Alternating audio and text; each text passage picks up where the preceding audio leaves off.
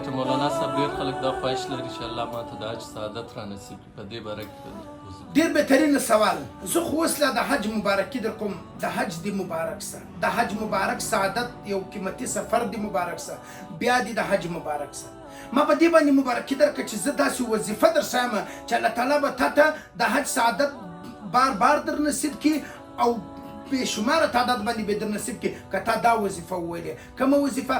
کله چې اذان وسي، کله چې اذان وسي او د اذان نه بعد چې کومه دعا ویل کېږي اللهم رب هذه الدعوة التامة، صحیح شو؟ کله چې اذان وسي د اذان نه بعد دغه دعا یې واره مه وایه، د اذان بعد او د دې دعا په مابین کې بداوة واشبر بسم الله الرحمن الرحيم.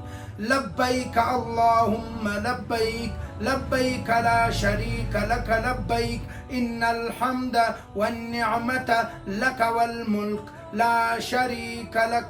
سيسو تلبية بواي تلبية چې دی وویلې بیا به د اذان دعا وایې او د اذان د دعا سم مخکې به درود شریف وایې. سیسو بیا ورته ګورې اذان به وایې، اذان خو وسو، اذان چې وسي د هغه بعد به ته تلبیه به وایې، درود شریف به وایې، بیا به د اذان دعا وایې. تا ته بیا دا وایم چې د حج دې مبارک سي.